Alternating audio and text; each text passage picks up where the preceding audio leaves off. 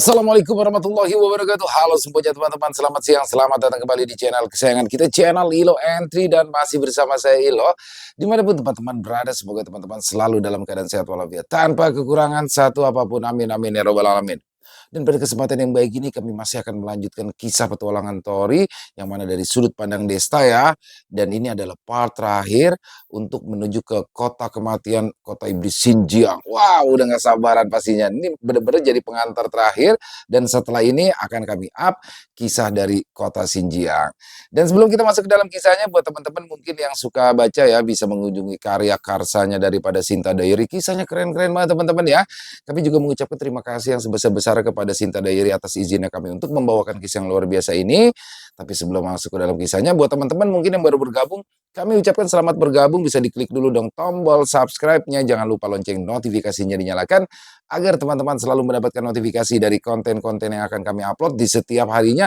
Dan untuk channel Ilo Entry ini kami upload setiap hari teman-teman ya, setiap siang jam 12 siang waktu Indonesia bagian Barat. Nggak pakai berlama-lama lagi, pasti udah nggak sabaran kan untuk masuk ke dalam kisahnya. Kita langsung saja masuk ke dalam kisahnya. Dari halaman belakang rumah Bang Ilo, kita menuju ke alam gaib Samarrantu.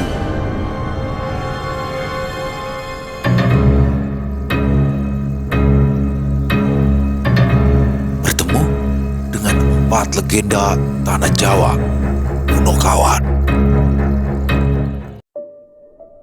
Tori menjadi seperti pahlawan di alam Samarrantu. Diakui oleh Mbah Bagong saja sudah cukup membuat namanya terkenal di alam Samarrantu. Dan saat itulah saat yang tepat untuk mengatakan tujuan utama kami, dan aku serahkan semuanya kepada Tori. Terima kasih semuanya. Aku tidak berbuat banyak. Semua itu dilakukan atas dasar kemauan dari Mbah Bagong sendiri. Wah, awalnya aku membenci semua manusia, tapi sekarang aku bisa memilih manusia mana yang pantas untuk dibenci.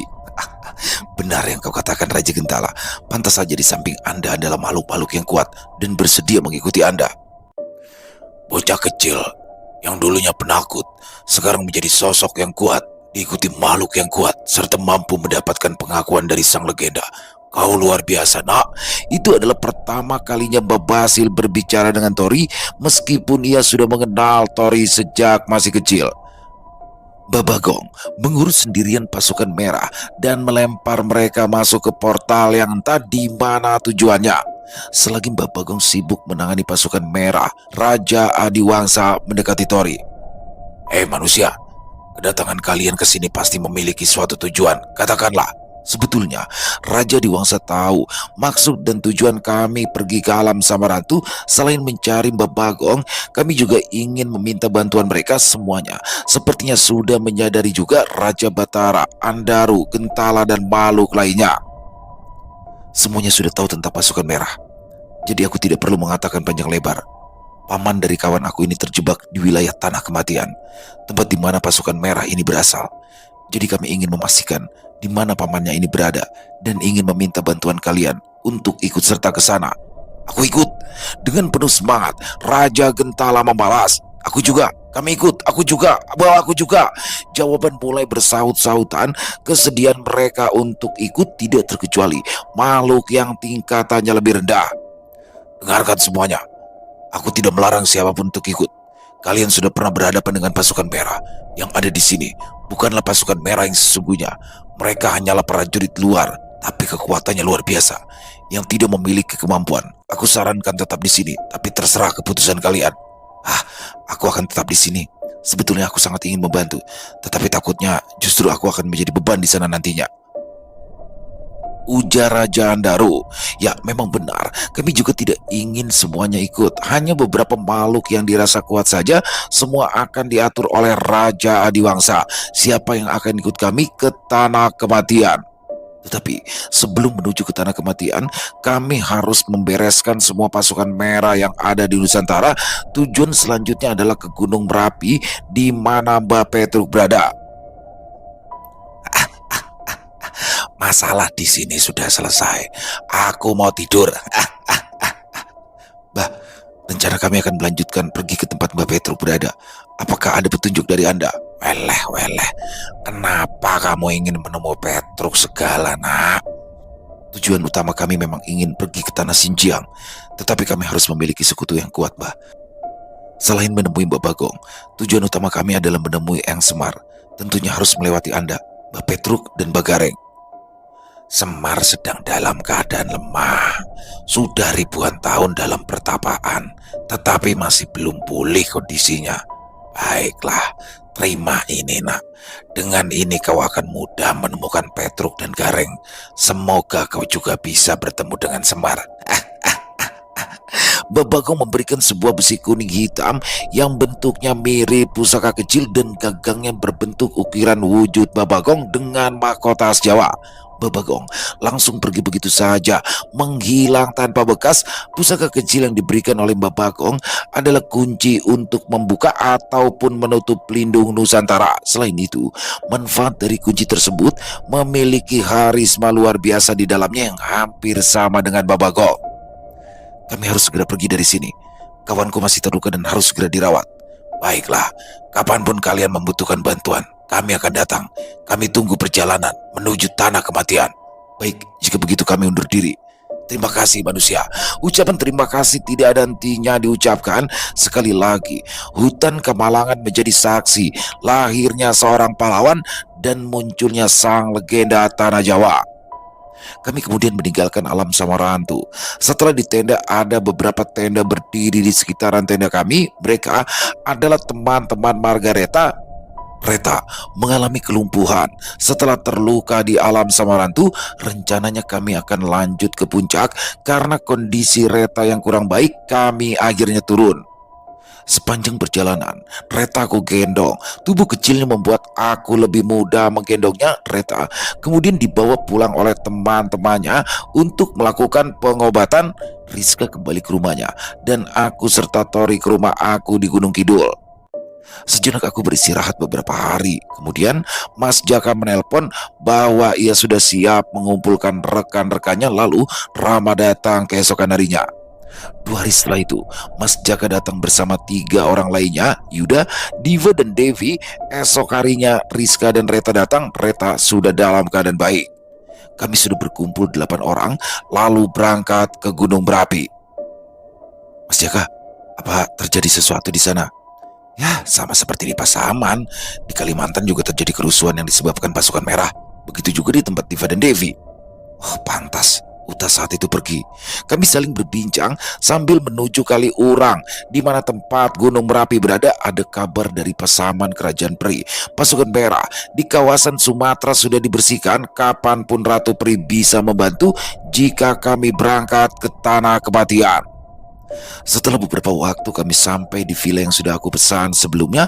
Namanya Villa Arunikan. Karena villa yang sebelumnya kami gunakan dalam renovasi, jadi belum bisa digunakan. Kami beristirahat sejenak dan mempersiapkan diri untuk nanti malam. Kami memesan makanan sebanyak-banyaknya karena kami akan membutuhkan banyak energi ketika melakukan Braga Sukma. Malam hari pun tiba. Sebelum menuju ke Merapi, aku rasa kalian semua sudah pernah ke sini sebelumnya. Jadi aku tidak perlu memberikan penjelasan lebih lanjut kan? Tentu saja aku bahkan hampir celaka saat itu. Dasar lemah kau. Diam kau monyet. Cukup. Kalian ini kenapa sih? Tiap kalian bertemu selalu saja ingin masalah. Yuda, Rama. Tidak tahu mas. Tiap melihatnya suasananya jadi ngeselin. Mungkin akan ada beberapa perbedaan di alam Merapi. Siapa yang ingin ikut kali ini? Aku di sini saja. Aku juga, kata Reta dan Rizka. Baiklah, yang lain berarti ikut ya. Baik, langsung saja persiapkan diri kalian masing-masing. Margareta masih belum pulih secara keseluruhan, jadi ia memilih untuk tetap berada di villa bersama Rizka yang menemani.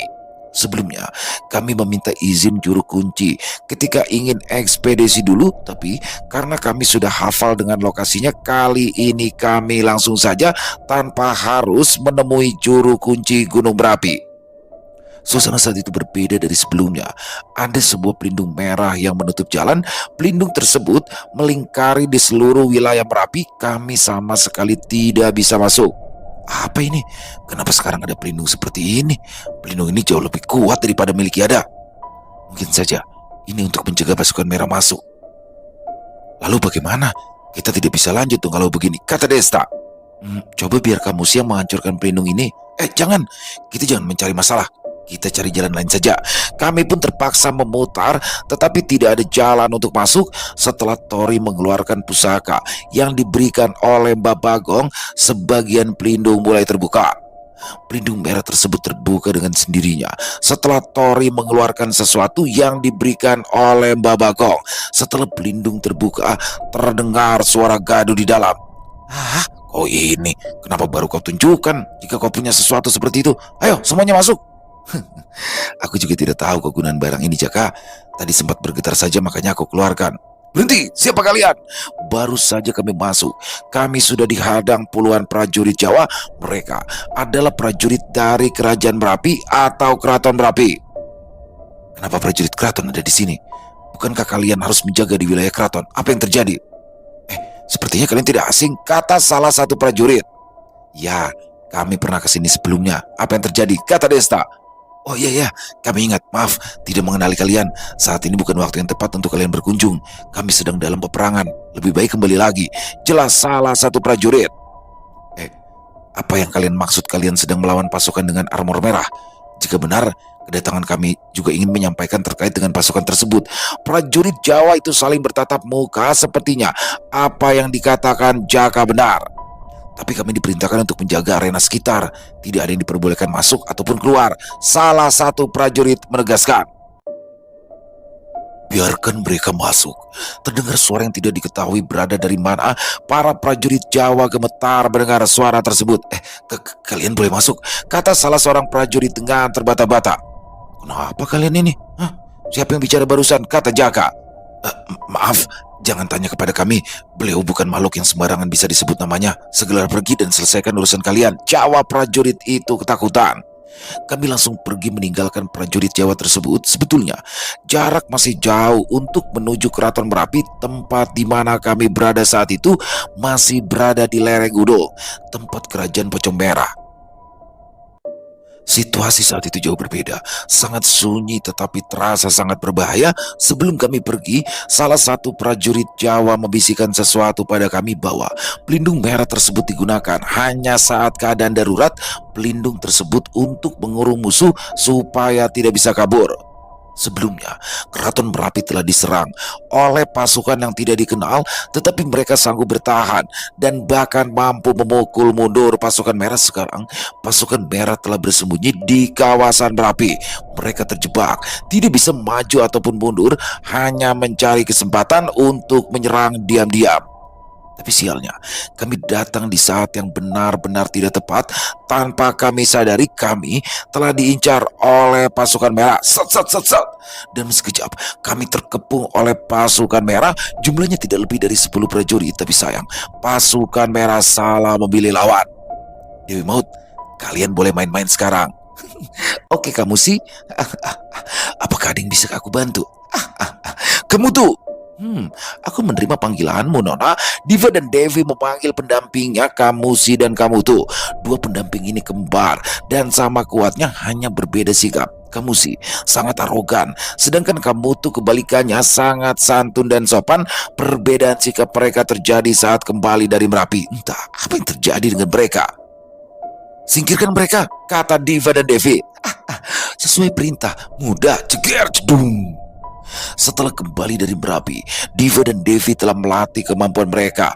Mereka bukan gadis lemah lagi yang harus melakukan transformasi saat bertarung. Jika bukan dalam kondisi terdesak, mereka tidak akan berubah menjadi Dewi Maut. Mereka terlalu lemah. Hanya dalam sekejap, musuh yang mengepung kami langsung tumbang. Kamusi dan Kamutu adalah jin khodam yang berasal dari Timur Tengah. Kemampuan daya hancurnya tidak bisa diremehkan. Bahkan Subali bukan apa-apa jika dibandingkan. Meskipun demikian, Subali memiliki keunggulan dalam hal kecepatan. Tunggu sebentar. Aku lupa nih arah mana yang menuju Keraton Merapi, kata Jaka. Mas Jaka, kenapa harus ke sana dulu? Belum tentu beliau ada di sana, karena Desta tahu lokasi tepatnya. Lewat sini, Ger. Terdengar lagi suara yang sebelumnya, Ger. Ya, yang dimaksud adalah panggilan untuk anak laki-laki dalam bahasa Jawa. Kami berjalan seperti ada yang menuntun, lalu kami tiba di sebuah gua besar. Ada dua orang prajurit penjaga dengan badan yang besar, kumisnya tebal, serta membawa tombak. Wajahnya garang, menatap ke arah kami, tatapannya mengandung arti bahwa kami dilarang untuk mendekat. Masuk, Ger. Terdengar lagi suara itu dari dalam gua. Kedua penjaga tersebut kemudian tersenyum dan mempersilahkan kami untuk masuk. Di dalam gua sangat terang, seterang siang hari. Di dalam gua bukan tampak seperti gua, tapi bagaikan istana yang megah. Ini adalah pertama kalinya kami datang ke tempat tersebut. Sebelumnya kami tidak tahu jika ada tempat seperti itu. Kami semua bertanya-tanya sedang berada di mana kami saat itu. Penasaran kami terjawab setelah sosok menggunakan mahkota dengan rambut yang menyembul ke belakang muncul, dan dia adalah sosok yang kami cari, ya, Mbak Petruk. Kami tidak menyangka akan secepat itu bisa menemukan Mbak Petruk. Ger, aku tahu maksud kedatangan kalian, dan kamu seperti yang tidak asing. Apa hubungan kamu dengan Suyoto? Sebelumnya, saat di Merapi, Desta sudah berkomunikasi dengan Mbak Petruk secara keadaan spiritual, bukan bertemu secara langsung, karena pada saat itu Mbak Petruk masih dalam pertapanya. Ah, dia paman aku, Mbak. Oh alah, pantes. Sepertinya di antara kalian ada yang memiliki kuncinya. Kunci Bagong. Siapa? Ah, ini, Mbak. Tori lalu menyerahkan kunci yang dimaksud oleh Mbak Petruk. Ya sudah, kamu simpan saja. Kalian manusia yang cukup hebat. Apa kalian yakin dengan keputusan kalian ingin pergi ke sana? Tidak perlu kalian jelaskan, aku sudah tahu semua, Ger. Ya Mbak, tolong bantuannya Mbak, kata Jaka. Saat ini aku dalam keadaan lemah. Aku tidak bisa membantu banyak. Semua salahku, tapi aku tidak bisa membenahinya. Pergilah ke Bromo, temui Gareng, mintalah petunjuk darinya. Ah, baik Mbak, kami akan pergi ke Keraton Merapi terlebih dulu untuk menyapa Raja Merapi. Tidak usah, Ger. Di sana sedang terjadi keributan. Kalian tidak usah ikut campur. Bisa mereka tangani sendiri. Kalian segera saja pergi ke Bromo. Baik Mbak, jika begitu kami permisi. Perjalanan kami ke Merapi sangatlah singkat karena Tori sudah memiliki kunci yang diberikan Mbak Bagong. Mungkin jika kami menuju ke Keraton Merapi akan membutuhkan waktu yang cukup lama. Perjalanan singkat kami tidak mengecewakan. Kami sudah menemui Mbak Petruk dan giliran menuju ke Gunung Bromo di mana Mbak Gareng berada. Kami tidak menunda waktu lagi dan langsung pergi dari kawasan Merapi. Setelah hendak keluar dari penghalang, sekali lagi Mbak Petruk mengatakan, Ger, hati-hati ketika menemui Gareng. Dia tidak begitu bersahabat dengan manusia, tetapi dia juga suka dengan wanita. Jaga kawan wanitamu itu. Waduh, sepertinya sulit ini ketemu Mbak Gareng. Kenapa harus ketemu Mbak Gareng? Memang gak bisa langsung ke tujuan ke tempat yang Semar? Jika ingin bertemu yang Semar, harus melewati anak-anak lebih dulu. Tidak bisa langsung menemui yang Semar. Nantinya, bukan kita yang mencari yang Semar, tetapi yang Semar sendiri yang menemukan kita, seperti Mbak Petruk yang menuntun langsung menemuinya, kata Jaka. Apa semudah itu, Bang Jaka? Ah, mudah dari mana? Yang paling sulit itu yang menemukan Mbak Bagong. Jika bukan karena keberuntungan Tori yang menemukannya, mungkin kami masih di Gunung Slamet. Menemukan saja belum tentu mampu membujuknya, memberikan kuncinya kepada kalian. Bagaimana sih Tori mendapatkannya? Itu juga termasuk keberuntungan, Jaka. Aku tahu sedikit tentang legenda tanah Jawa ini. Memang sulit menemukan mereka, tapi jika sudah punya salah satu kunci dari mereka, menemukan mereka tidak sulit, kata Rama. Ya itu benar, mudah-mudahan saja lancar ke depannya. Kami sampai di villa, kami lalu beristirahat hingga esok pagi, lalu kami melanjutkan perjalanan menuju ke Gunung Bromo. Perjalanan kali ini tidak semudah sebelumnya. Mbak Gareng tidaklah seramah Bagong dan Petruk, dan dikatakan Mbak Gareng adalah yang terkuat di antara saudara-saudaranya. Cara meyakinkan Mbak Gareng adalah dengan kekuatan. Layak tidaknya diakui oleh Mbak Gareng ditentukan dengan kekuatan. Setelah turun gunung, kami mendapat kabar jika Narendra juga ingin ikut dalam ekspedisi kami. Narendra adalah seorang yang disukai oleh peri Sungai Rara dan sudah pernah diceritakan sebelumnya. Bukan itu saja, ada juga Raka Sidan yang berasal dari Bali. Narendra, Tirta, tentunya Rio juga akan ikut. Raka Sidan memiliki pengalaman dengan kisah calon arang. Rio adalah salah satu paranormal kuat seperti Mas Jaka. Diva dan Devi juga memiliki pengalaman tak kalah hebat dari mereka. Diva dan Devi pernah menemukan kota megah yang disebut kota gaib Saranjana. Bertambahnya mereka yang ingin ikut dalam perjalanan kami membuat kami semakin semangat untuk menuju ke Xinjiang. Kami berkumpul di rumah aku di Gunung Kidul. Sebagian mereka tidak akan ikut untuk pergi ke Bromo. Mereka ingin jalan-jalan di sekitaran Jogja. Akhirnya kami berangkat ke Bromo total 7 orang. Mas Jaka, Tori, Yuda, Rama, Diva, dan Devi, serta aku sendiri. Kami sudah memperingatkan Devi dan Diva untuk jangan ikut, tetapi karena perjalanan ke Bromo kali ini akan sulit, tetapi mereka tetap memaksa. Perjalanan kali ini butuh waktu yang lumayan lama, sekitar 13 sampai 14 jam baru sampai di tujuan. Sehari kami menginap di hotel dan esok harinya melanjutkan perjalanan. Kami menuju ke Probolinggo, Jawa Timur menurut saran dari Rama, karena di sana banyak tempat wisata dan juga lebih mudah mencari penginapan. Siang harinya, kami sampai di daerah Probolinggo. Kami mencari hotel terdekat dengan Gunung Bromo dan menemukan hotel yang nyaman dan cukup privasi yang bernama Bromo Terrace Hotel. Sejenak kami beristirahat dan memesan makanan yang cukup banyak untuk persiapan di malam hari. Segala persiapan sudah selesai. Kami pun langsung melakukan ritual. Di lereng Bromo masih banyak makhluk-makhluk berkeliaran. Sepertinya pasukan merah tidak datang di kawasan Bromo. Tori pun langsung mengeluarkan kunci yang diberikan oleh Mbak Bagong.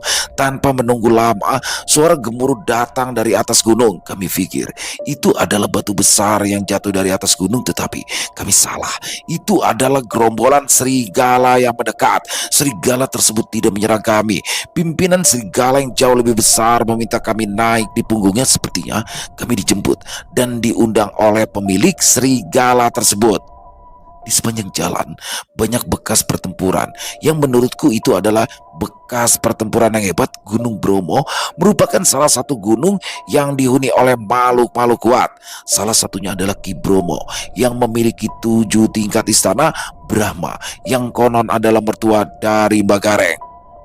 Kami naik di atas serigala besar yang mirip seperti milik Ki Sabto.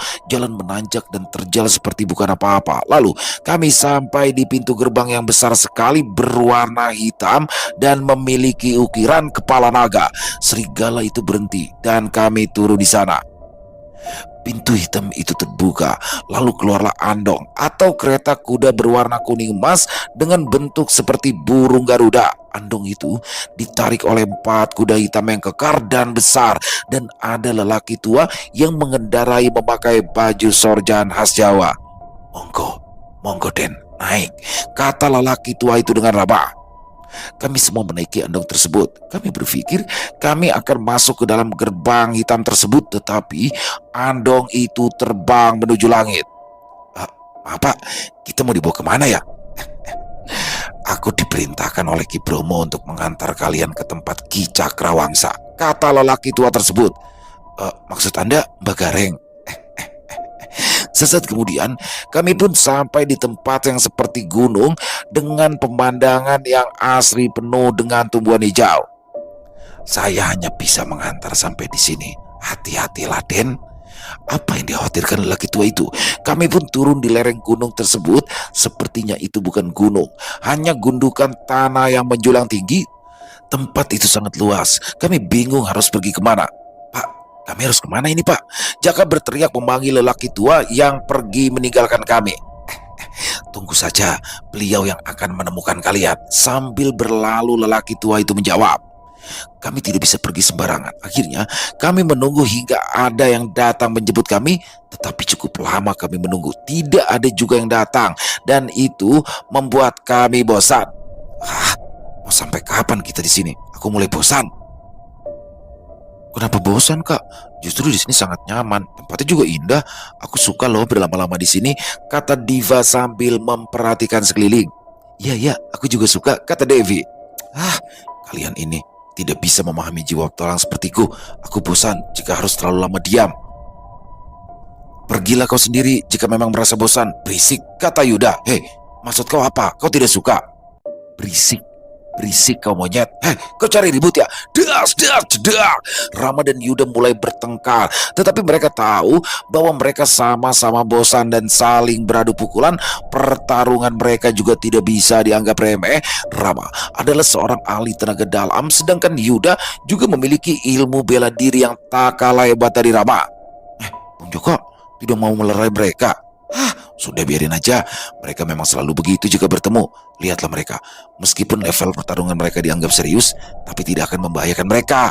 Ya, intinya Rama dan Yuda hanya menghilangkan rasa bosan dan mereka terasa menikmati pertarungan tersebut. Rama dan Yuda tidaklah bermusuhan.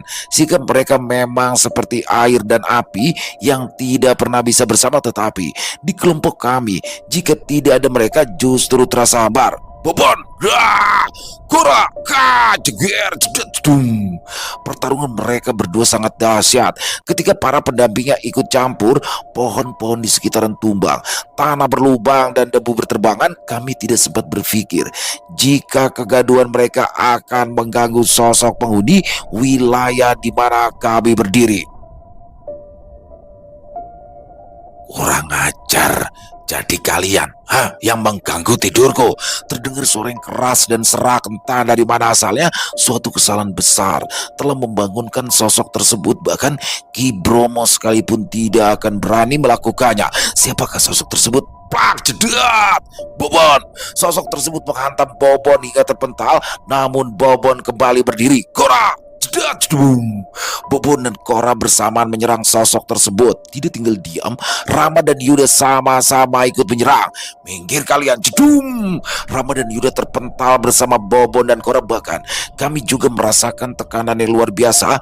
Makhluk setingkat raja saja tidak memiliki tekanan sebesar itu. Sosok berhidung besar itu mendekati kami dengan marah. Manusia tidak tahu diri. Aku beri pelajaran kalian. Sosok tersebut kemudian menghampiri kami setelah mengempaskan Rama dan Yuda. Yada, Subali! Jedung. Yada langsung memasang pelindung. Subali siap menghadap. Kamu tuh. Kamu dan kamu tuh juga berada di depan di samping Subali. Mbak Basil. Celaka nak, suruh teman-temanmu mundur. Bang, buas. Pelindung Yada langsung pecah dan ia mengalami luka berat. Subali terpental, begitu juga dengan Kamusi dan Kabuto. Salam yang mulia, penguasa Nusantara. Babasi langsung berubah ke mode tempurnya. Kau pikir dengan bersujud maka aku akan mengampunimu? Wusplak, jedar! Babasil tidak berkutik. Hanya sekali pukul, Babasil langsung terlempar. Sunamatek, ajiku, wus, jedar! Aku pun terlempar sebelum sempat mengeluarkan tinju andalan. Tolong dengarkan dulu, kami tidak memiliki niatan buruk. Berisik, sat-sat, plak, jedar! Sira dan Sire serta si kumbang hitam pun tidak berkutik menghadang serangannya. Petir menyambar menyelimuti sosok kuat tersebut. Tori tidak punya pilihan lain selain mengeluarkan kartu asnya untuk menunjukkan kekuatan. Jedar! Suamiku! Langit bergemuruh setelah Tori berteriak dan langsung berubah dalam bentuk naga. Lalu sebuah tombak besar emas menghantam sosok tersebut hanya dengan satu jari. Sosok tersebut mampu menghentikan tombak naga emas milik Tori. Sosok tersebut adalah Ki Cokrowongso atau Bagareng. Kami semuanya tidak berkutik di hadapan Bagareng. Jangankan untuk menyerang, untuk berdiri saja sulit menahan tekanan dari Bagareng. Anehnya, tidak semua merasakan tekanan dari Bagareng. Diva dan Devi bahkan Sinta tidak merasakannya. Suamiku, kamu kenapa? Apa kau tidak merasakan tekanan ini? Sambil kesulitan Tori menahan posisinya yang berjongkok. Apa yang kau maksud, suamiku? Tori mulai paham ya bahwa tekanan yang diberikan oleh Mbak Gareng tidak berpengaruh untuk wanita. Apa cuma segini saja kemampuan kalian? Sinta, jangan mendekat. Tidak akan aku biarkan Anda melukai suamiku. Sinta menghadang Begareng yang sesaat kemudian Sira ikut membantu. Lalu Diva dan Devi mendekati Tori. Di mana Sira? Dia tidak bisa bergerak, Tuan Putri. Oh, apa manusia tak berguna itu suamimu, Cahayu? Apa yang kau lakukan kepada teman-teman kami? Kau juga telah menyakiti Kamusi dan Kamutu. Kami membencimu. Oh, siapa manusia lucu ini? Siapa nama kalian berdua, Dok? Nada Begaring mulai lembut, matanya berkaca-kaca, dan amarahnya sirna seketika bersama dengan tekanan yang menahan kami. Jangan menatap kami dengan muka cabul seperti itu. Baik-baik, maaf Yondo. Suamiku, tidak apa-apa. Aku tidak apa-apa, Sinta. Kalian semua manusia payah. Masa hanya segitu saja kalian tumbang? Kalian belum siap untuk pergi ke tanah kematian dengan kemampuan seperti itu. Semakin lama manusia sekarang semakin lemah. Kalian manusia memang jauh lebih berkembang, tetapi aku prihatin. Kalian justru meninggalkan budaya yang diwariskan leluhur kalian. Dahulu, manusia seumuran kalian sudah bisa terbang, bahkan ditakuti oleh raja-raja jin. Dan sekarang, jangankan raja jin, bertemu jin rendahan saja, banyak dari kalian sudah lari terbirit-birit. Ciloko. Mbah, kami minta tolong petunjuk dari Mbah Gareng. Apalagi kamu, Nak. Sejak kapan Komara geni selama itu? Kau tahu, api Komara, aku yang menciptakannya. Seharusnya di level dasar saja, api Komara itu bisa melenyapkan danau. Generasi manusia payah sekarang. Desta terkejut hingga tak bisa berkata apa-apa. Sebenarnya siapa yang menciptakan Komara geni? Dan kau menyia-nyiakan tombak emas dengan kemampuanmu sekarang. Seharusnya 10% kekuatan dari tombak emas sudah bisa menghancurkan gunung. Aku heran naga emas memilih manusia sepertimu. Kamu juga, Brawo Geni, luar. Bagaimana kau mendidik keturunanmu hingga menjadi selama ini? Salam Eyang Cokrowongso, kata Eyang Brawo Geni gemetar. Jika manusia semakin melemah di setiap generasinya, akan tiba waktunya perubahan baru. Kami semuanya kena marah dan tidak berani untuk menjawab. Bahkan Eyang Brawo Geni gemetar. Menurut Begareng, dahulu manusia sangatlah kuat dan berumur panjang dan sangat ditakuti oleh bangsa jin. Menurutnya, dulu manusia juga pernah mengalami masa ketika semua manusia menjadi lemah tetapi maju dalam hal teknologi dan pembangunan.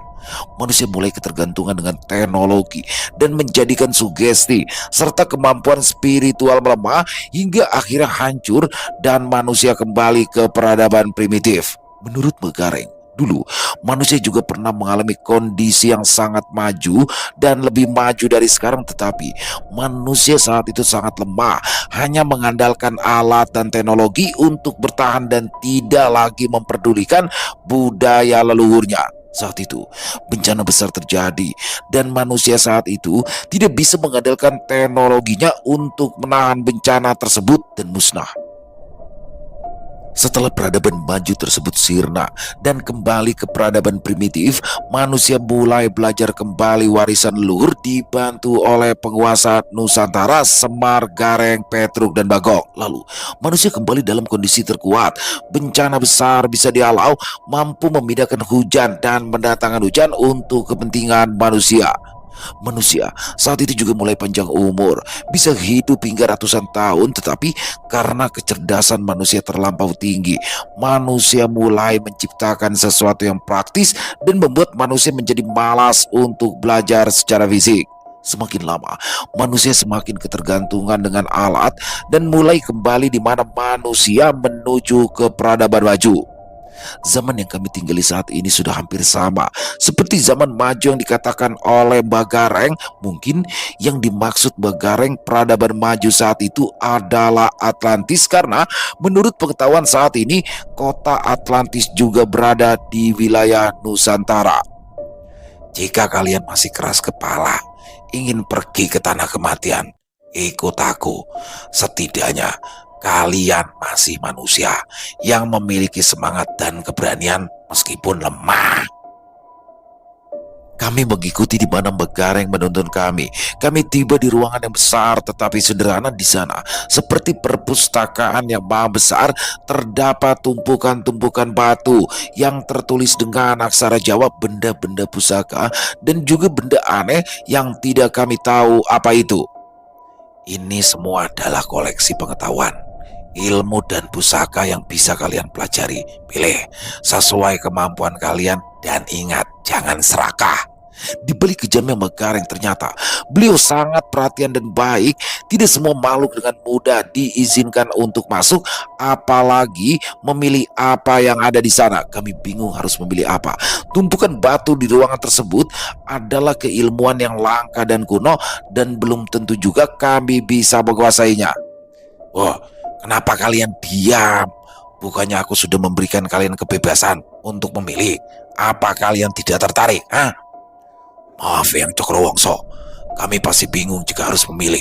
Lagi pula, apa kami pantas mendapatkan hadiah dari Anda? Kata Babasil. Dasar payah. Dasar payah. Baiklah, biar aku pilihkan yang sesuai dengan kalian. Kami semua sebetulnya tidak ingin merepotkan Bagareng, tetapi kami juga takut jika sampai salah pilih. Beberapa saat Bagareng memilih. Akhirnya beliau menemukan yang cocok untuk kami. Aku, Tori, dan Mas Jaka mendapatkan lempengan batu besar yang tertulis dengan aksara Jawa. Aku tentu bisa membacanya, begitu pula dengan Tori dan Mas Jaka meskipun dibantu oleh Babasil. Yang aku dapatkan adalah pemahaman yang lebih luas tentang ajian Komarageni yang selama ini tidak aku ketahui. Dan untuk Tori sendiri, ia mendapatkan catatan yang berisi keilmuan spiritual pengendali kodam yang sangat membantu untuk mengendalikan tombak naga guntur miliknya. Mas Jaka mendapatkan pemahaman yang lebih tinggi tentang pengetahuan spiritual yang sangat berguna untuk perkembangan di bidang spiritual, seperti halnya raja, susunan pelindung, dan lain sebagainya. Yuda, Rama, Diva, dan Devi mendapatkan pusaka kembar. Semuanya mendapatkannya tak terkecuali Sinta, Babasil, dan lainnya. Aku harap kalian bisa menggunakan dengan bijak. Dan ingat, apa yang kalian dapat di sini bukan berarti kalian menjadi tidak terkalahkan. Kalian boleh pergi. Semoga kalian beruntung bisa bertemu dengan Romo. Terima kasih Yang Gareng. Serentak kami mengucapkan. Nah, kemarilah. Aku titipkan kunci ini untukmu. Jika kalian berhasil mendapatkan kunci milik Petruk nantinya, segera kembali. Kembalikan semua kunci kepada kami. Pergilah. Nogo kini akan mengantar kalian. Begaring lalu memberikan kuncinya kepada aku dan kami berlalu pergi. Setelah keluar dari ruangan Begareng, seekor naga biru yang besar sudah menunggu kami. Kami naik naga tersebut dan meninggalkan kediaman Begareng. Tidak butuh waktu lama, kami pun sampai di lereng Gunung Bromo. Nogo Gini kembali pergi menuju kediaman Bagareng. Sampai di penginapan, kami semuanya mengalami keletihan dan lapar yang luar biasa. Pagi itu, kami memesan makanan yang banyak dan memulihkan energi. Setelah istirahat yang cukup, kami pun melanjutkan perjalanan kami menuju ke tempat di mana Eyang Semar berada, yaitu Gunung Tidar. Memang, gunung yang satu ini tidak begitu terkenal. Layaknya gunung-gunung yang ada di Pulau Jawa lainnya, sesungguhnya Gunung Tidar adalah pusat dari kerajaan jin terbesar di Pulau Jawa dan menjadi pusat di mana paku bumi yang menahan Pulau Jawa berada. Dahulu, dikatakan bahwa Pulau Jawa adalah pulau yang terombang-ambing oleh gelombang laut yang kapan saja bisa dilalap oleh lautan. Menurut kepercayaan zaman Hindu-Buddha, paku bumi ditancapkan oleh dewa dari Kahyangan dan menjadi sebuah gunung. Sabdo Palon atau Eyang Semar diyakini berada di Gunung Tidar menjaga paku bumi tersebut agar tetap kokoh dan tidak bisa dihancurkan oleh usia. Namun, kesaktian Eyang Semar menurun karena suatu hal dan tidak bisa pergi dari tempat tersebut. Selain menjaga paku bumi, Eyang Semar juga bertapa di sana tanpa ada batasan waktu dan tidak pernah muncul kembali. Adanya pasukan merah, Eyang Semar tidak bisa berbuat apa-apa, hanya mengandalkan anak-anaknya, Gareng, Petruk, dan Bagong. Anak-anaknya pun tidak bisa keluar dari Nusantara karena harus menjaga wilayah Nusantara agar tetap terjaga pelindung yang menjadi pembatas portal gaib. Itulah sebabnya kami manusia yang harus pergi untuk mengambil kunci milik Mbak Petruk yang hilang di tanah kematian Xinjiang ketika dibawa oleh pamanku. Pagi itu, kami pergi dari Probolinggo dan kembali ke Jogja. Kami sangat bersemangat karena perjalanan panjang menuju Gunung Bromo tidak sia-sia. Aku dipercaya oleh Mbak Gareng untuk membawa kunci yang harus aku jaga sebaik mungkin. Aku tidak akan berbuat kesalahan yang seperti terjadi dengan pamanku. Kami 7 orang mendapatkan keuntungan dan bahkan pelindung kami juga ikut mendapatkan manfaat setelah bertemu dengan Bagareng. Kami pun semakin percaya diri dan merasa bahwa kami telah menjadi semakin kuat. Perjalanan kami kembali ke Jogja membutuhkan waktu kurang lebih 6 jam hingga sampai ke Jogja. Sesampainya di rumah, teman-teman sudah berkumpul. Setelah beristirahat 1 hari lamanya, kami semuanya langsung pergi ke Gunung Tidar yang berada di Magelang, Jawa Tengah. Hanya butuh waktu 2 jam lebih, kami pun sampai di lereng Gunung Tidar. Sebelumnya, kami melakukan ziarah ke makam Syekh Subakir. Setelah sampai di makam, kami tidak merasakan adanya bekas aura dari beliau. Kami tidak yakin bahwa Syekh Subakir benar-benar di sana. Sambil menunggu hari gelap, kami mencari penginapan terdekat sambil makan. Dul, apa benar makam tadi itu adalah makam Syekh Subakir? Waduh, aku juga tidak tahu. Mas Jaka, bagaimana menurutmu? Mungkin di antara kalian bisa merasakan energi yang ditinggalkan oleh orang sakti yang sudah meninggal. Tapi aku sendiri ragu jika di makam tersebut ada jasad dari Syekh Subakir. Tidak baik membicarakan orang yang sudah meninggal, kata Reta. Ya bukan begitu juga, Neng Reta. Aku sendiri juga tidak yakin jika di sana benar-benar adalah makam Syekh Subakir. Sepertinya hanya petilasan. Ada 3 tempat makam Syekh Subakir di berbagai tempat berbeda. Sepertinya semua itu juga petilasan, bukan makam yang sebenarnya. Bisa jadi beliau masih hidup hingga sekarang. Ya, Syekh Subakir adalah ulama sakti dari Persia.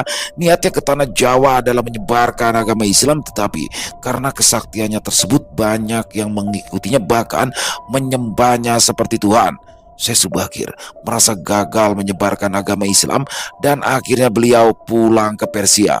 Tetapi banyak versi lain yang mengatakan jika Syekh Subakir meninggal lalu dimakamkan di Pulau Jawa. Sudahlah, tidak perlu membahas hal itu lagi. Persiapkan saja diri kalian. Malam ini kita akan mencari Eyang Semar. Setelah selesai makan, kami mencari penginapan dan beristirahat. Kami pergi untuk menemui Eyang Semar. Malam itu, kami sudah bersiap dan langsung menuju Gunung Tidar. Hanya aku dan Tori yang memegang kunci yang bisa masuk. Yang lainnya tertahan oleh dinding yang tak terlihat. Sepertinya kami tidak diizinkan masuk. Aku tidak bisa bergerak sampai di titik ini. Kalian berdua pergilah. Baik Mas Jaka, tunggu kami di penginapan ya. Ya, mereka pasti kecewa karena tidak bisa bertemu langsung dengan Eyang Semar. Aku dan Tori menelusuri jalan setapak demi setapak yang tidak tahu juga kami harus kemana. Berbagai makhluk menyeramkan memperhatikan kami di sepanjang jalan. Mereka tidak berani mendekat, hanya memperhatikan dari jauh. Des, kemana ini Des? Yang mana aku tahu, Dul. Ikuti saja jalan ini. Kami sudah cukup lama berjalan tanpa tahu arah. Sambil mengobrol, kami tidak sadar bahwa kami sampai di perkampungan. Rumah-rumahnya terbuat dari kayu dan bambu. Penghuni rumah seketika keluar dan berkerumun mendatangi kami. Mau kemana kalian manusia? Apa kalian tersesat? Kata salah seorang laki-laki tua dengan bahasa Jawa yang halus. Oh iya Mbah, kami sepertinya nyasar. Memangnya kalian udah kemana? Ini bukan tempat yang seharusnya kalian datangi, ucap seseorang yang tidak diketahui. Mbah, apa Anda tahu di mana keberadaan Eyang Semar? Dia bilang apa? Cari Mbah Semar. Manusia ini tidak waras. Kita kerjain saja apa bagaimana? Ngawur, dia itu bukan manusia sembarangan. Hiruk pikuk semakin ramai. Mereka juga mulai membicarakan kami. Tatapan mereka juga memperlihatkan kecurigaan terhadap kami. Apa ada yang salah dengan ucapan saya Mbah? Kau ini kelewat bercanda manusia, kata lelaki tua itu. Apa maksud Anda? Kami ini memang ingin menemui Eyang Semar. Sepertinya kami tiba di tempat yang tepat. Nah, Kamu memang benar. Ini adalah kawasan beliau. Tapi sudah ratusan tahun beliau tidak pernah muncul lagi. Bahkan kami pengikutnya tidak pernah bertemu selama ratusan tahun. Jelas lelaki tersebut. Kami sedang ada keperluan mendesak. Bisa Anda menunjukkan jalannya? Lancang. Tidak ada makhluk yang akan kami izinkan mengganggu beliau. Pergi sebelum menyesal manusia. Sosok tua itu seketika marah. Matanya merah membara dan mengancam kami. Kami benar-benar ada keperluan mendesak. Tolong Anda izinkan, kata Tori. Tidak, pergilah sebelum kami bertindak kasar. Kami mulai dikepung oleh makhluk yang sedang marah. Usir mereka dari sini, usir mereka, pergi. Ucapan tidak enak mulai terdengar dari mulut mereka. Sikap yang ramah sebelumnya hilang, kini berubah menjadi sebuah ancaman. Hentikan, antarkan dia ke tempatku. Aku yang mengundang mereka. Seketika kumpulan makhluk yang mengepung kami terdiam. Kami sudah bisa menduga suara siapa itu. Para makhluk yang mengepung kami terdiam dan saling memandang. Kemudian mereka tiba-tiba bersujud minta maaf. Maafkan kami Ndoro, kami sungguh lancang, kata lelaki tua itu dengan bahasa Jawa yang halus dan sopan. Anda terlalu sopan, Mbah. Tidak apa-apa. Kami tahu ini hanya salah paham. Tolong antarkan kami ke tempat beliau. Ayo, silakan ikuti aku, Ndoro. Kami berdua mengikuti lelaki tua itu. Ternyata perkampungan di mana kami berada saat itu bukanlah perkampungan jin sembarangan. Semakin aku masuk ke dalam, semakin banyak sosok kuat dan sakti. Rata-rata mereka memiliki kemampuan setara dengan Raja Batara atau mungkin di atasnya. Itu pun mereka hanyalah sosok yang berada di perkampungan, bukan makhluk yang tinggi yang berasal dari kalangan bangsawan seperti Raja Andaru. Semakin masuk ke dalam, kami menemukan sekelompok prajurit dengan khas baju prajurit adat Jawa, memakai kain jarik dan tidak memakai baju, hanya perhiasan yang menempel di tubuh, lengan, serta kepalanya. Untuk kemampuannya sendiri, aku tidak bisa memprediksi seberapa kuat mereka dibandingkan dengan Babasil. Mungkin kemampuan individu mereka setara 3 kali kuatnya Babasil. Untung saja kami bersikap sopan. Jika Mas Jaka ikut dengan sikapnya yang tidak mau kalah, mungkin kami mendapatkan masalah besar. Mbah, saya mau tanya, kenapa semakin kesini penghuni di sini semakin kuat? Status mereka ini apa ya, Mbah? Begini, Ndoro. Dari zaman ke zaman, kawasan ini adalah pusat dari seluruh kerajaan gaib di Nusantara. Memang sudah banyak yang migrasi ke tempat lain dan tersebar di berbagai wilayah Nusantara, termasuk di lautan dan di kayangan. Tetapi mereka yang berada di sini tetap setia menjaga Maharaja yang semar, dan kami juga memiliki kasta. Total ada 5 tingkat. Aku beserta bawahan aku adalah di tingkat paling rendah, yaitu kasta Parlo. Meskipun kami bisa bertarung, kami hanyalah makhluk paling lemah dibandingkan 4 kasta yang lain. Lalu di atas kami ada kasta Sudro. Mereka jauh lebih kuat daripada kami, dan mereka adalah makhluk kalangan prajurit. Di atasnya lagi ada kasta Waisya, di mana makhluk ini memiliki status jauh lebih tinggi, tetapi tidak banyak dan menjadi komandan dalam pasukan. Nah, di atasnya lagi ada kasta Ksatrio, dan tingkatannya di atasnya lagi kasta Waisya. Kasta Ksatrio adalah jenderal tertinggi di antara semua pasukan. Dan kasta yang tertinggi adalah kasta Brahmana. Mereka adalah makhluk yang menyandang gelar guru, dan hanya ada 9 saja. Jika diukur kemampuannya, satu makhluk kasta Brahmana setara dengan 100 raja di Pulau Nusantara. Begitulah penjelasan dari lelaki tua tersebut. Aku mungkin akan berkeringat dingin jika mendengarnya di dunia manusia. Babasil yang selama ini aku banggakan tidak ada apa-apanya jika dibandingkan dengan kasta Ksatrio, apalagi kasta Brahmana. Mungkin Gunung Tider tenang dan nyaman tanpa ada gangguan dari prajurit merah dikarenakan adanya tokoh-tokoh kuat tersebut. Setelah perjalanan yang cukup panjang, kami pun sampai di sebuah rumah joglo yang besar. Tidak ada penjaga sama sekali. Doro, Aku hanya bisa mengantar kalian sampai di sini. Silahkan masuk. Beliaulah yang mengundang Anda. Tidak perlu khawatir. Lelaki tua itu lalu pergi meninggalkan kami. Kenapa kalian diam? Ayo masuklah. Terdengar suara yang jelas dari arah rumah joglo tersebut. Kami berdua kaku tak bisa melangkah perlahan.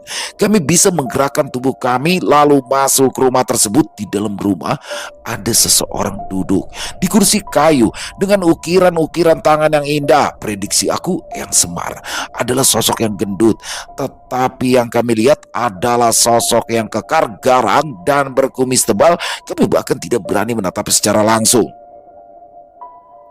Di lantai duduk 9 orang, 5 laki-laki dan 4 wanita. Mereka adalah makhluk dari kasta Brahmana dan tanpa menunggu perintah kami duduk di belakangnya. Kenapa kalian duduk di sana? Kemarilah. Jantung kami seakan copot karena kaget dengan menunduk. Kami pindah duduk kursi, Tori di kursi sebelah kanan dan aku di sebelah kiri. Apakah Anda adalah yang Semar? Kataku dengan lirih menggunakan bahasa yang sebaik mungkin. Ngawur. Bukan. Aku bahkan tidak pantas menyandang nama Semar. Aku adalah Ki Tanggul Jati Sabdodoyo Amongrogo. Aku adalah pengawal pribadi Ndoro Semar dan mereka adalah bawaanku. Tapi aku senang kau menyebutkan begitu. Lagi-lagi jantungku seperti hampir copot kala mendengar suaranya menggelegar 1000 kali kuatnya auman Babasil. Maafkan kami yang tidak mengetahui apa-apa. Ki Tanggul Jati Sabdodoyo Amongrogo. Panggil saja aku Ki Tanggul, nak. Kalian bisa sampai ke sini, itu adalah sesuatu hal langka yang bisa dicapai manusia. Kalian pasti sudah berusaha dengan keras. Tunjukkan kunci kalian. Ini Ki Tanggul, serentak kami mengucapkan. Kau, sambil menunjuk Tori, kau melambangkan kebijakan dan pengasihan. Lalu kau melambangkan kekuatan dan keberanian. Menarik, Tuhan Muda telah memilih kalian. Tapi sayang, kalian tidak bisa bertemu dengan Ndoro Semar saat ini. Beliau masih dalam pertapaan dan tidak bisa diganggu. Akulah yang menangani semuanya saat beliau dalam masa pertapaan. Baiklah, aku tidak perlu panjang lebar lagi. Aku tahu niat kedatangan kalian. Brahmana, Sendiko Dawu. Serentak, 9 orang berdiri mengambang sambil memberikan hormat. Kalian berdua silakan. Pilih salah satu di antara 9 bawaanku ini untuk menemani perjalanan kalian. Kami berdua kaget bukan main. Kami tidak menyangka bahwa kami akan ditemani oleh kasta Brahmana dalam perjalanan kami ke tanah kematian. Dari ke-9 orang Brahmana, tidak ada yang lemah. Paras mereka juga gagah serta cantik jelita bagaikan bidadari. Kami Brahmana dengan senang hati akan mengikuti dan patuh kepada Anda manusia. Bagaimana? Mereka sudah mengakui kalian sebagai pemegang kunci dari Tuan Muda. Sekarang kalian pilih masing-masing satu untuk menemani kalian. Kami bingung harus memilih siapa. Di antara 9 orang tersebut bagikan dewa dan dewi. Kemampuan mereka pun tidak bisa kami ukur. Namun dengan kesadaran spiritual tinggi, kami menemukan yang cocok untuk menemani kami. Dan kami pun memutuskan untuk memilih. Aku memilihmu untuk ikut denganku. Suatu kehormatan bagi aku. Nama aku Janoko. Aku lebih nyaman jika seorang wanita yang menemaniku. Aku memilihmu. Mohon bantuannya. Sendiko Dawu dan bagus. Namaku adalah Sri Kandi. Suatu kehormatan bisa melayani Anda. Jawab wanita tersebut dengan bahasa yang sangat halus sekali. Ser sumeler, anggoku gumincir, tak sawang sinawang. Panggone Gusti sing gawe urip, Sri Kandi dodol Janaka nukoni. Ojo to eling-eling wong liya, sing to eling panembahanmu wae. Sendiko Dawu Ki, kata Sri Kandi dan Janaka bersamaan. Kalian pergilah, jaga manusia itu baik-baik. Jika sampai mereka terluka sedikit, akan aku turunkan kasta kalian. Sendiko Dawu, Sri Kandi dan Janaka menambahkan. Kalian manusia, Sri Kandi dan Janaka hanya melindungi kalian berdua. Fikirkan baik-baik jika kalian membawa manusia lain ke tanah kematian. Di sana bukan tempat yang ramah. Sejahat-jahatnya alam jin jauh lebih baik daripada tempat itu dan lautan iblis. Kami pun segera pergi dari singgasana Kitunggul dan memang sangat disayangkan kami tidak bisa menemui Eyang Semar di sepanjang perjalanan kami pulang. Semua yang melihat kami menunduk hormat. Kami berdua seperti raja yang berjalan diiringi oleh dua tokoh kuat dari kelas Brahmana. Sri Kandi dan Janoko tidak berada jauh dari kami. Meskipun kami berada di dunia manusia, setelah aku dan Tori sampai ke penginapan, aku menceritakan semuanya bahwa perjalanan ke tanah kematian ini sangat beresiko besar, tetapi peringatan aku tidak mereka tanggapi dengan benar dan mereka semuanya nekat untuk tetap ikut. Setelah beberapa hari kami pikirkan, akhirnya keputusan sudah bulat, semuanya tetap ikut. Aku, Desta, Tori, Mas Jaka, Yuda, Rama, Rizka, Reta, Diva, Devi, Rio, Raka, Narendra. Kami rehat dan pulang untuk mempersiapkan segalanya hingga waktu yang ditentukan tiba. Di tahun 2017, kami pun berkumpul kembali. Semuanya nampak bersemangat kecuali aku dan Tori. Ya, kami ingat apa yang dikatakan oleh Kitunggul bahwa Sri Kandi dan Janoko hanya melindungi kami berdua saja. Bahkan tanpa adanya Sri Kandi dan Janoko, aku dan Tori bisa dibilang rata-rata yang terkuat dari 13 orang lainnya. Akulah yang mengajak mereka. Tidak mungkin aku batalkan begitu saja. Tapi entah kenapa perasaanku tidak menentu. Kekhawatiran aku berlebih. Tori pun berulang kali mengingatkan mereka, tetapi mereka memaksa untuk tetap ikut. Sebagian bilang belum pernah keluar negeri, penasaran, dan banyak alasan lainnya tanpa memperdulikan resiko apa yang nantinya mereka hadapi. Aku, Desta, hanya bisa bercerita sampai di sini saja.